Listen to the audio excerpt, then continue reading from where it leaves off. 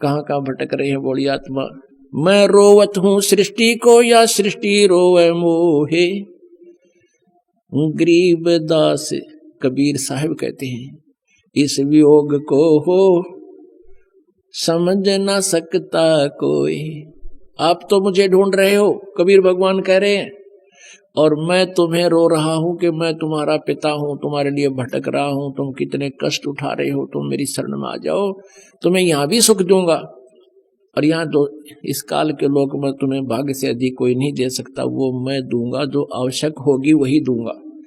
और तुम बालक हो, अननेसेसरी डिमांड करोगे वह नहीं दूंगा, जो तुम्हारे भक्ति में बाधा करे वो नहीं दूंगा, क्योंकि हमारा उद्देश्य आपको काल के जाल से छुटा कर सतलोक ले जाना है।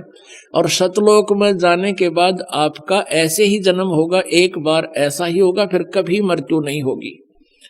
आपका वहां परिवार होगा, आप वहां से आए हो, आपके वहां पूरी व्यवस्था, पूरे महल मकान एज इट इज है, क्योंकि वो मकान कभी डिस्ट्रॉय नहीं होते, नाश नहीं होते, बहुत सुंदर मटेरियल है, और वहां जाकर आप सदा रहोगे। हम अपनी गलती से उस परम पिता के दरबार के भरे थाली का ठोकर मार के आए हैं, इस काल के जाल में फंस गए। हमने यूं प्यारा लगा इसकी एक्टिंग देख के, ये तपस्या कर रहा था वहां पर, और हम अपने भगवान को भूलकर इस काल के को अपना मान बैठे। आज इस काल ने हमारे साथ के जुल्म कर रखे हैं।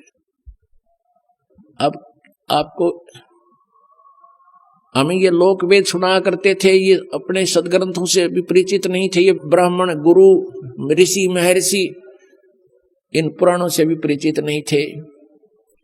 और ब्रह्मा विष्णु महेश को अजरो अमर सर्वेश्वर महेश्वर, इनके कोई माता पिता नहीं, इनका जन्म मृत्यु नहीं होता, ऐसे कहा करते थे।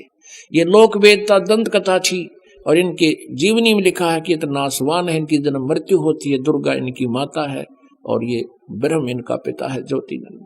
ये देखिएगा जीवनी, ब्रह्मा विष्णु महेश की जीवनी, ये वही देवी भागवत गीता प्रेस गोरखपुर से प्रकाशित, संपादक हनुमान प्रसाद पोदार, चिमनलाल गोस्वामी। और देखना इस पे 123 पृष्ठ पे है, तीसरा स्कंद 123 पृष्ठ पे।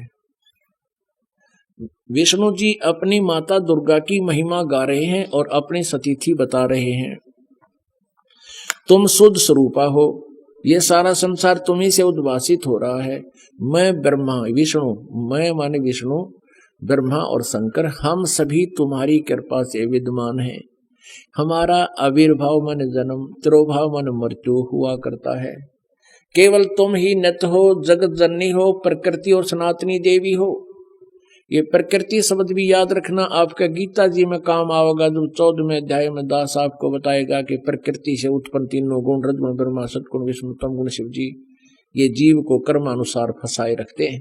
प्रकृति माने दुर्गा, 14वें अध्याय के 3, 4, 5 श्लोक में लिखा है कि प्रकृति मेरी पत्नी है, मैं पति हूं इसका, इसके पेट में जीव स्थापित करता हूं, जिससे सब जीवों की उत्पत्ति होती है। विष्णु जी कह रहे हैं कि मैं ब्रह्मा और शंकर हम सभी तुम्हारी कृपा से विद्यमान है। हमारा आविर्भाव मन जन्म, तिरोभाव मन मृत्यु हुआ करता है। केवल तुम ही नित्य हो, जगत जननी हो, प्रकृति और सनातनी देवी हो। इसी का समर्थन भगवान शंकर कहते हैं। भगवान शंकर बोले, देवी यदि महाभाग विष्णु तुम्ही से प्रकट हुए हैं यानी उत्पन्न हुए हैं, तो उनके बाद उत्पन्न होने वाले ब्रह्मा भी तुम्हारे ही बालक हुए। फिर मैं तुमको लीला करने वाला शंकर क्या तुम्हारी संतान नहीं हुआ? इति सिद्धम के ब्रह्मा विष्णु महेश नासवान है, दुर्गा इनकी माता है। मुझे भी उत्पन्न करने वाली तुम ही हो शिवे। संपूर्ण संसार की सृष्टि करने में तुम बड़ी चतुर हो। इस संसार की सृष्टि, स्थिति और संहार में तुम्हारे गुण सदा समर्थ हैं। उन्हीं तीनों गुणों से उत्पन्न हम ब्रह्मा विष्णु एवं शंकर नियमा अनुसार कार्य में तत्पर रहते हैं। इससे सिद्ध हो गया रजगुण ब्रह्मा, सतगुण विष्णु, तम गुण शिव जी। और ये केवल नियमित काम कर सकते हैं, जैसा वर्क डन, इसमें कोई परिवर्तन ये नहीं कर सकते। इस पवित्र पुराण के इन चंद पंक्तियों ने ये स्पष्ट कर दिया, 4 कंसेप्ट क्लियर कर दिए। एक तो ये है कि ब्रह्मा विष्णु महेश नासवान, इनकी जन्म मृत्यु होती है। दूसरा ये हो गया कि दुर्गा इनकी माता है। तीसरा ये हो गया कि रजगुण ब्रह्मा सदगुण विष्णु तम गुण शिव जी है।